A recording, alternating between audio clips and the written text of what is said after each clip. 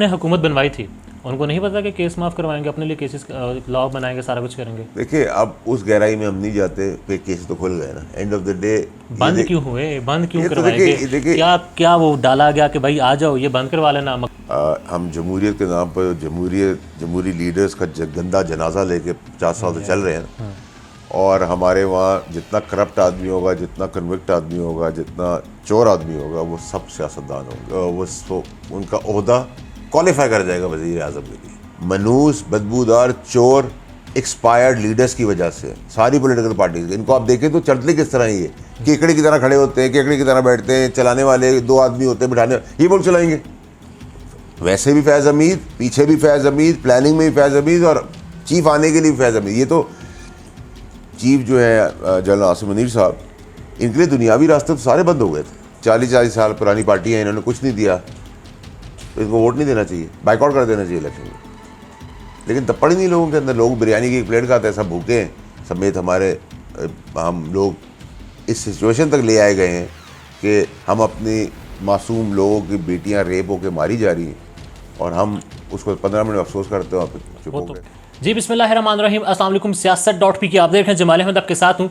मारूफ सियासतदान फैसल बावड़ा हमारे साथ। फैसल भाई अस्सलाम वालेकुम, आप खैरियत से? आप ठीक है सर? इलेक्शन कमीशन ने अनाउंसमेंट दे दी, जनवरी का आखिरी हफ्ता है इंतखाबात का, हो जाएंगे इंतखाबात? मैंने तो आपको पहले ही कहा था, मैंने तो फरवरी मार्च की बातें करते, मैंने कहा था जनवरी में हो जाएंगे। हमें कहा गया, सुनाया गया, बताया जा रहा था कि 2 साल के लिए आया काकड़ साहब का सेटअप और चलेगा तब्दीली। जो हमेशा याद रखे, पाकिस्तान की सियासत में जो बताया जाए वो कभी होता नहीं, और जो ना बताया जाए वो हो जाता है। तो अभी जो बताया जा रहा है इंतखाबात होंगे, हो जाएंगे? हाँ, हो जाएंगे। किस नौयत के इंतखाबात होंगे? जिस नौयत से पिछले 65 साल से इंतखाबात होते रहे पाकिस्तान के अंदर, उसी तरह होंगे। उसी तरह होंगे, और आगे भी वैसे ही होंगे।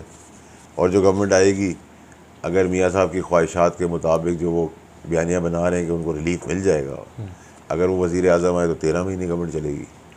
अगर कारकुन कोई आ गया, कोई बहुत बहुत तीर मारा, तो 17 महीने चलेगी, इससे ऊपर नहीं गवर्नमेंट चलती। मतलब 6 महीने अगर ये लगा के दे काकड़ साहब, नेक्स्ट जो भी आएगी 13 महीने, 2 साल पूरे। 13 महीने होगी अगर मियाँ साहब खुदा की कुर्सी पर बैठे, वरना 17 महीने की। मेरे साहब की ख्वाहिश है बल्कि नून लीग को ना हुकूमत मिले, मुझे वज़ीर आज़म बनाया जाए। हाँ, ये तो मसला देखे, बदनसीबी हमारे मुल्क की ये है कि हम जमहूरियत के नाम पर जमहूरी लीडर्स का गंदा जनाजा लेके 50 साल से चल रहे हैं, और हमारे वहाँ जितना करप्ट आदमी होगा, जितना कन्विक्ट आदमी होगा, जितना चोर आदमी होगा, वो सब सियासतदान होंगे। उनका ओहदा क्वालिफाई कर जाएगा वज़ीर आज़म के लिए। आप नाम लेना शुरू करें, जंदाल का इशू बना, शहादतें हो रही थी बॉर्डर पे, क्लिंटन पे विजिट हो रहा था, नाम क्या था? मियाँ नवाज शरीफ। ओहदा क्या था? वज़ीर आज़म पाकिस्तान। उसके बाद आ गए खाकान अब्बासी साहब, उनके ऊपर भी इल्ज़ामात हैं, तोशाखाना है, पेट्रोलियम केस है, वो भी ओहदा क्या है? वज़ीर आज़म।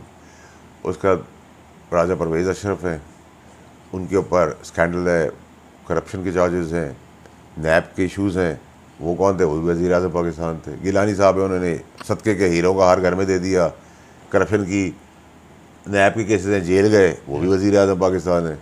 इमरान खान साहब हैं, वो नया पाकिस्तान बना रहे थे, वो पुराना पाकिस्तान नहीं रहा, वो एक अजीब से पाकिस्तान में आ गया। वो आप भी साथ थे। शोधा की कब्रों की तमस्कर उड़ाने निकल गए, वो भी वज़ीर आज़म। एक जगह ईंट से ईंट बजाऊँगा, कोई टेक्ना केस के सबूत गायब कर दिए गए, जेल में थे।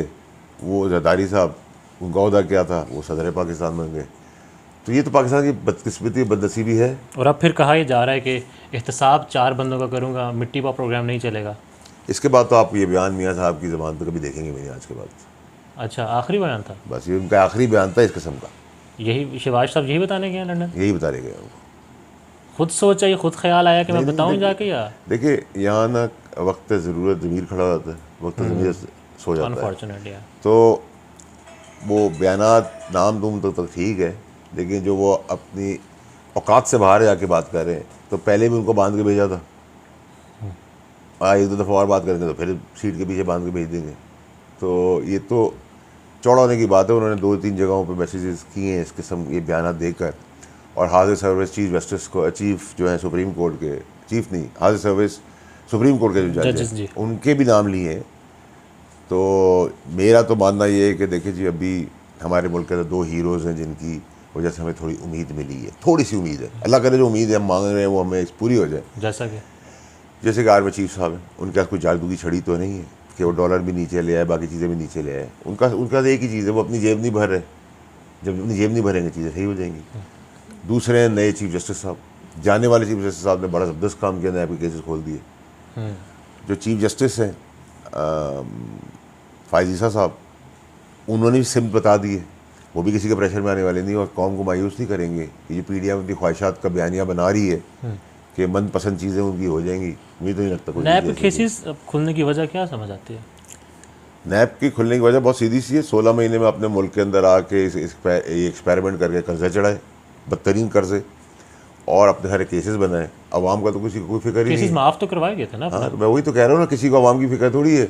जिस अवाम से भीख मांग के भिखारियों की तरह वोट लेते हैं और उनकी जो चीज़ें ज़रूरी हैं वो सारी फैक्ट्रियाँ तो लीडर्स के पास है। चावल, चीनी, दूध, आटा, बिल्डिंगें, बैंक, हर चीज़ सब तो लीडरों के पास है। फैसले जिन्होंने हुकूमत बनवाई थी उनको नहीं पता कि केस माफ़ करवाएंगे, अपने लिए केसेस लॉ बनाएंगे, सारा कुछ करेंगे? देखिए, अब उस गहराई में हम नहीं जाते, फिर केस तो खुल गए ना। एंड ऑफ द डे बंद क्यों हुए, बंद क्यों ये तो करवाएंगे? देखिए क्या वो डाला गया कि भाई आ जाओ ये बंद करवा लेना, मकसद पूरा हुआ, चलो देखिए ना, जिस मुल्क के अंदर अदलिया ये कहे कि पार्लियामेंट सुप्रीम है, बिल्कुल पार्लियामेंट सुप्रीम है, लेकिन ये वाली गंदी बदबूदार पार्लियामेंट जिसमें अपोजिशन लीडर राजा रियाज साहब हैं जो आज कारकुन बन गए हैं नून लीग के, तो कुछ लोगों को टोपी ड्रामा समझ नहीं आ रहा। और 6.25 करोड़ फिगर आ गई है जवान बच्चों की। हाँ जी, वो क्या बर्दाश्त करेंगे ये सब चीज़ें? डिसाइड भी वो करेंगे। ठीक है, डिसाइड भी वो करेंगे, बर्दाश्त भी वो नहीं करेंगे इन चीज़ों को। चीज़ें बहुत चेंज हो गई और अब पॉलिटिक्स का मसला नहीं रहा। लोगों को अंदाज़ा ही नहीं है कि गरीब जो है वो रोटी के लाले पड़ गए उसको। वो अपनी 13 साल की बच्ची को नौकरी, रोटी खाने की नौकरी भी भेजता है, पीरों के वहाँ और जजों के वहाँ, और उनकी बेटियों के रेप होते हैं, उनका कत्ल कर दिया जाता है। हम सब समेत मेरे बेहस हो चुके हैं। 4 दिन मीडिया दिखाता है उनकी मेहरबानी है, तो क्या सब भूल जाते हैं। तो ये बेगैरती जो है, ये जलालत जो है, ये घटियापन जो है, वो ये 18 मनूस, बदबूदार, चोर, एक्सपायर्ड लीडर्स की वजह से। सारी पॉलिटिकल पार्टीज, इनको आप देखें तो चलते किस तरह ये केकड़े की तरह खड़े होते हैं, केकड़े की तरह बैठते हैं, चलाने वाले 2 आदमी होते हैं, बिठाने ये मुल्क चलाएंगे। ये दिस इज नॉट एक्सेप्टेबल। कौन करेगा आगे इंतखाब में? तो यही लड़ेंगे ना आपस में। देखिए, हमारे पास बदनसीबी है कि 24 करोड़ लोगों में से 750 आदमी नहीं ढूंढ सकते, और इन्हीं गंदी पॉलिटिकल पार्टियों के जो लीडर्स हैं इनके बीच में भी अच्छे लोग हैं, उनको आगे आने दें। आगे आ रहे हैं? कोई नहीं आएगा। ये तो बादशाह है, जो नौकरी है तो गुलामी है जो सब करते हैं। इनके अंदर किसी के अंदर जरूरत है। मुस्तफ़ा ने आवाज़ उठाई तो उसको निकाल दिया। मैं तो खैर चले, मुझे तो बहुत स्पेस मिली थी, मैं तो 12-14 साल बहुत खुल के चीज़ें की। लेकिन जब एक्सट्रीम बातें मैंने की और मैंने बताया चेयरमैन साहब को कि आपके ऊपर कोई गोलियाँ चलेंगी, आपको बंद गली में ले जा रहे हैं, आपको सब फंसा देंगे, तो मुझे भी निकाल दिया। तो हुआ क्या? जो मैंने कहा था वो सब कुछ हो गया। तो जिन्होंने फंसाया वो भी हैं पीटीआई में? आधे तो आपने देखे 9 मई के बाद प्रेस कॉन्फ्रेंस करके बगैर आ रहे हैं सामने, बेशर्म। मैं तो कोई प्रेस कॉन्फ्रेंस करके, आपने तो पहले साइड पे हो गए। अभी भी हैं वो लोग साथ? कोई भी नहीं है। लेकिन ये वो सांप कीड़े और गटर के कीड़े हैं कि ये जैसी कोई चांस मिलेगा तो वापस हो जाएंगे। लेकिन इनकी कोई समेत मेरी, हमें से कोई लीडर तो नहीं था ना। हमें तो तहरीक इंसाफ के झंडे पे, खान साहब के झंडे पे वोट मिला। खान के नाम पे वोट मिला, खान के नाम पे पहचान मिली। बिल्कुल ठीक है। कोई इस पर अगर कोई समझता है कि उसकी अपनी पहचान है पॉलिटिक्स में, तो मैं कहूँगा वो गलत बयानी होगी। तो इसका मतलब फिर सिंपल ये हुआ कि ना आप आईपीपी में जा रहे हैं, ना आप पीटीआई में जा रहे हैं। नहीं, मैं तो बहुत क्लियर हूँ इन चीज़ों के ऊपर। मुझे अगर थूक के चाटना है तो फिर तो मेरे पास बहुत सारे ऑफर्स हैं। मैं पॉलिटिक्स बेगैरतीगिरी करता। ऑफर किया था जहांगीर तरीन साहब ने? देखिए, जहांगीर तरीन साहब की जहाँ तक बात है, उनसे मेरा ताल्लुकात तो है, अपना ज़ाती ताल्लुक है। अलीम खान साहब के साथ मेरा ज़ाती ताल्लुक है, ठीक है, तो आई विल सपोर्ट देम, ठीक है। लेकिन अगर आप मुझे कहें कि उनका घर का दरवाज़ा जो है मैं रात के 3 बजे खोल सकता हूँ, वो मेरे घर का दरवाज़ा 3 बजे। उन्होंने भी यही कहा था, कराची हमारे संभालो, तुम सिंध संभालो हमारी आईपीपी का। इतलात ऐसी कुछ आ रही हैं। देखिए, कुछ ऐसी चीज़ें हो सकती हैं, लेकिन मैंने उनसे कहा था कि मेरी दोस्ती है, मेरा रिश्ता आप लोगों से ख़राब हो जाएगा। पार्टी खुद बनाई परवेज़ खटक साहब ने? देखिए, परवेज़ खटक साहब को मैं बहुत पहले से कह रहा था कि वो पार्टी बनाएंगे। और देखिए, ये एक्सपेरिमेंट जो है ना, पाकिस्तान की बदनसीबी, ये चलते ही रहेंगे। एक और आ रहा है रात को, मुस्तफ़ा साहब बना रहे पार्टी, आज अनाउंस कर रहे हैं, कह तो रहे हैं कि हो जाएगी। वो हैं अब्बासी साहब हैं, मिफ्ता साहब का नाम आ रहा है, आप भी गालिबन जाएंगे। देखिए, मैं फिल वक्त तो मेरा मुस्तफ़ा से बहुत दोस्ती है, तो मेरा कोई ऐसा इरादा है नहीं। और दूसरा ये कि जब आप एक बड़ी पार्टी में रोल्स रॉयस में जब आपने पॉलिटिक्स की हो ना बैठ हाँ के, जी। तो फिर आप टोयोटा करोला और ऑल्टो की सियासत नहीं करते।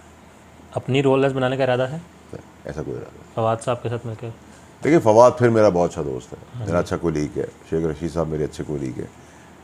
अली मोहम्मद ख़ान मेरा अच्छा दोस्त है।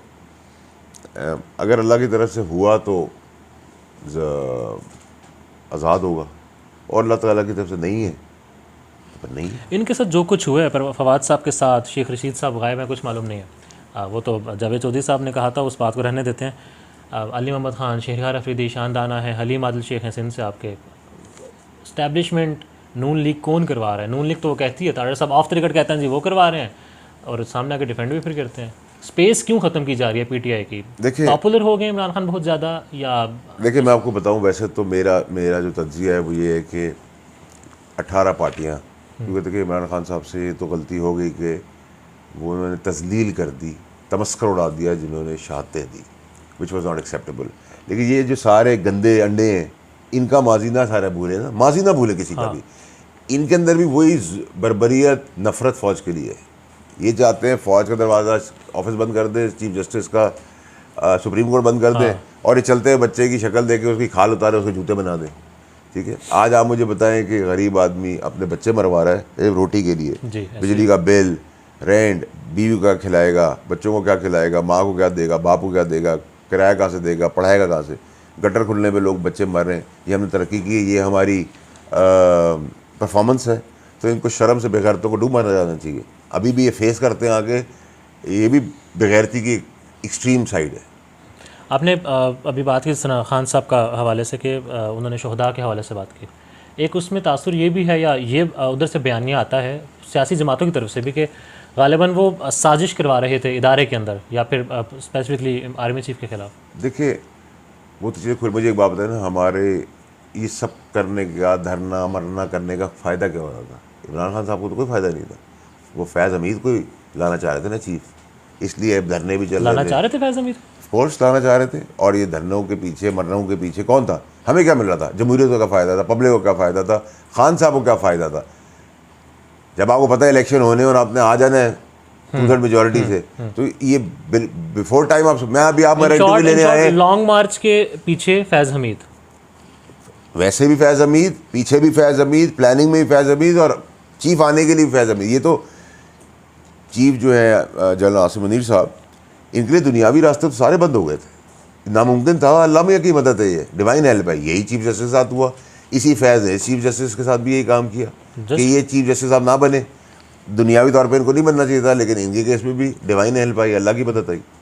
तो लोग समझते हैं कि मैं सब कुछ कर सकता हूँ, भूल जाते हैं कि सब कुछ अल्लाह ताला कर सकता है। एक्शन होगा फिर फैज़ हमीद के खिलाफ? होना चाहिए, और हम तो पीछा नहीं छोड़ेंगे। एस्टैब्लिशमेंट क्या सोच रही है? एस्टैब्लिशमेंट जो भी सोच रही है, अगर एस्टैब्लिशमेंट नहीं उनका एहतसाब करना है, लेकिन उस एहतसाब तक पहुंचाने के लिए मेरा जैसे इंसान पहले खड़े हुए थे, आज खड़े हैं, कल खड़े रहेंगे। आपका बड़े ना सियासी जमातों से तो राब्ते हैं ही हैं, वहाँ भी राब्ते हैं जहाँ पर शायद डिसीजंस बनाए जाते हैं, फैसला किया जाता है, थिंक टैंक जहाँ पर होता है कि मुल्क कहाँ जाएगा, आगे क्या होगा, कहाँ देख रहे हैं अगले साल 2 साल में मुल्क कहाँ पर है, सियासत कहाँ पर है खासकर मुल्क? देखिए, एक तो ये कि इस बार के इलेक्शंस में आज़ाद उम्मीदवार ज़्यादा होंगे। ओके, नंबर 1 इट्स मीन बल्ले का निशान नहीं होगा? मेरे ख्याल से नहीं होगा। ठीक है, फैसला चेयरमैन साहब तो मुझे बैलेट पे नज़र नहीं आ रहे। इमरान खान साहब तो मुझे इलेक्शन लड़ते हुए नज़र नहीं आ रहे। ठीक है, जनवरी 2024 में अगर हो जाए तो हाँ, उसके अंदर मैं दुनियावी बात अगर करूँ तो नहीं आ रही नज़र मुझे वो। ठीक है, नंबर 1। नंबर 2, ये एक हंग पार्लियामेंट बनेगी, लगड़ी धूली, ख्वाहिशात का बहुत सारा मलबा भी गिर जाएगा, और क्या कहते हैं, अल्लाह भला करे, आपका 13 से 17 महीने गवर्नमेंट चलेगी, और 2028 में आप तमाम पॉलिटिकल पार्टीज़ को ये रिकॉर्ड का हिस्सा बना लीजिएगा कि ये सारी गली कूचों की पार्टियाँ रह जाएंगी, इंक्लूडिंग पीटीआई।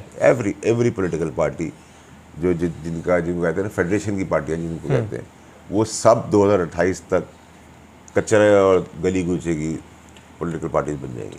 मतलब ये हुआ ना कि अभी तो निगरान हुकूमत आई है, इससे पहले 16 महीने पीडीएम थी, शहबाज साहब वज़ीर आज़म थे, इलेक्शंस होंगे फिर वही होंगे। अभी तक तो सिमत यही नज़र आ रही है, ख्वाहिशात भी ऐसी नज़र आ रही है, हर तरफ से। कुछ चीज़ों में ख्वाहिशात का अमली तमाशा भी हम देख रहे हैं। लेकिन अगर तो फरमाइशी प्रोग्राम के तहत आ गए, वो जाएंगे वो बहुत बुरी तरीके से, बहुत इस पहले तो बहुत दफ़ा इज्जत से चले गए एग्रीमेंट करके, हाथ बंधवा के, सीटों के साथ बंधवा कर। इस बार बहुत मुश्किल हो जाएगा। फरमाइशें पूरी करने वालों को नहीं पता कि मुल्क साथ क्या किया इन लोगों ने। सर ये तो देखें, आवाम को सोचने की ज़रूरत है कि उन्होंने बयानी के पीछे जाना है या मंशूर। कोई आदमी पाकिस्तान का किसी पार्टी का, 18 पार्टियां हैं, कोई एक पार्टी, सर मेरे लिए हर वो पार्टी इस काबिल है, मैं उसको सलाम करूंगा जो ये आज आके बता दे कि हम 20 रुपए का नान कर देंगे, आधी बिजली कर देंगे कीमत, पेट्रोल को आधा कर देंगे, डॉलर को आधा कर देंगे, आम अशियाएँ जो हैं लोगों की वो आधी कीमत कर सारे देंगे, जो कहते हैं, करता कोई नहीं।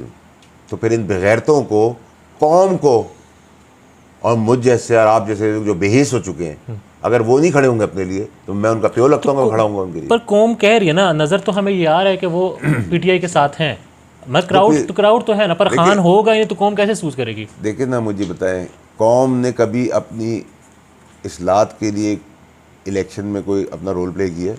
मैं समझता हूँ कि अगर आज भी कौम को शऊर हो, इनको पता है कि ये एक्सक्यूज़ मी 40 साल पुरानी पार्टी है, इन्होंने कुछ नहीं दिया, तो इनको वोट नहीं देना चाहिए, बाइकआउट कर देना चाहिए इलेक्शन में। लेकिन तब पड़ी नहीं लोगों के अंदर, लोग बिरयानी की एक प्लेट खाते हैं, सब भूखे हैं समेत हमारे, हम लोग इस सिचुएशन तक ले आए गए हैं कि हम अपनी मासूम लोगों की बेटियां रेप होकर मारी जा रही हैं और हम उसको 15 मिनट अफसोस करते हैं और फिर चुप वो हो तो गए। बेहिसी तो नज़र आ रही है हमारी, जो कुछ हो रहा है। मासूम वो इबाद फारूक का बेटा, आपने देखा जिस तरह से वो हुआ है, बहुत अफसोसनाक बात है, बहुत तकलीफ दे है। वो जैनब बेटी का मसला आप देखें, वो जज की बीवी ने क्या किया, अब जो इंसाफ देने वाले हैं क्या हुआ, बेलें हो गई, ये ड्रामा देखे। पेश भी नहीं हुआ जज ना, गरीब के तो आप घर में घुस के निकाल के लाते हो, जज को क्यों नहीं लेकर? बस सर यही तो है। ये तो फिर अगर आप लोगों के तवज्जुह से अगर आवाम को समझ नहीं आ रही है तो फिर मैं और आप तो कुछ नहीं कर सकते। फिर उनको जमहूरियत, अगर ये जमहूरियत उनको अपने बच्चे मरवाने को देती है, ये जमहूरियत उनको रोटी नहीं देती, कपड़ा नहीं देती, मकान नहीं देती, एजुकेशन नहीं देती, अस्पताल नहीं देती, और गरीब से बदतर होता जा रहा है, गरीब और जानवर में फ़र्क ख़त्म कर दिया गया है, उस हद तक जब आपकी कौम गिर चुकी हो और फिर भी कौम खड़ी ना हो, तो मैं और आप कुछ नहीं कर सकते। तो कौम कैसे खड़ी हो, जमहूरियत कैसे जाएगी? कौम खड़ी हो, ख़त्म हो जाए। देखें, जमहूरियत का मतलब ये नहीं है कि 18 बदबूदार एक्सपायर्ड लीडर्स, जमहूरियत के अंदर आप 750 लोग 24 करोड़ में ढूंढ सकते हैं। अनाड़ी आज भी एक्सेप्टेबल है पाकिस्तानी कौम को, खिलाड़ी नहीं।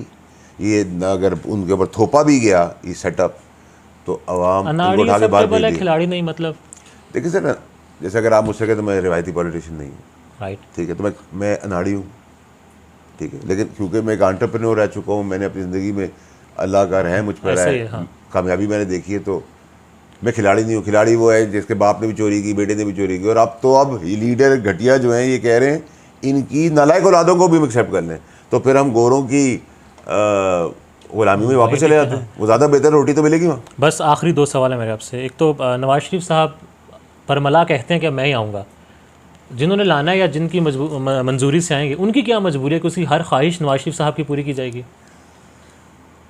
आगे आगे देखें होता है क्या, जो नज़र आता है वो होता नहीं है। शुरू वाला सवाल का जवाब आया। खान साहब, फ्यूचर अगले 2 साल? खान साहब अगले 2 साल परेशानियों में मुब्तला ही रहेंगे। जेल के अंदर ही या बाहर आ जाएंगे? कुछ इतलात हैं वैसे कि राब्ते शायद किए जा रहे हैं, कुछ मनवाया जा रहा है। इसमें 1% भी कोई सदाकत नहीं है। आप ना कोई उनसे मिला है, ना उनसे कोई मिलने की किसी ने बात की है, ना कोई मिलने का कोई चांस चाहता है। आपका इरादा है बीच में नेगोशिएशंस करवाने का? देखिए, इंसान की सोच होती है, इंसान की जहन उसको बताता है। मेरे वो एक्स लीडर हैं, मेरा उनका एहतराम का रिश्ता आज भी है, चाहे वो मुझे है, उनकी मेहरबानी थी। लेकिन जब कोई ऐसी सिचुएशन में मुझे लगा कि मैं कुछ कर सकता हुआ उनके लिए, तो मैं ज़रूर करूँगा। आपका सिचुएशन कब बनती नज़र आ रही है आपको? मुझे नहीं पता, वो तो देखे ना, मैंने तो जो बातें उनको कही थी, मैं तो उनको बता के निकला था कि आपको गोलियाँ चलेंगी। उन्होंने कहा नहीं चलेंगी, तुम नहीं समझते हो। मैंने उनको जिन लोगों के नाम दिए थे, कैसे पता चला? जब नाम लिए मैंने उनको सारे बातें की, तो उन्होंने मुझे कहा कि, मैंने कहा कि सर, उसके बाद उन्होंने कहा नहीं ऐसा कुछ भी नहीं, तो मैंने कहा सर फिर मैं आपके साथ नहीं चल सकता। आपको इन्फॉर्मेशन कहाँ से थी? सियासतदान का काम है सब्र, नज़र और ख़बर।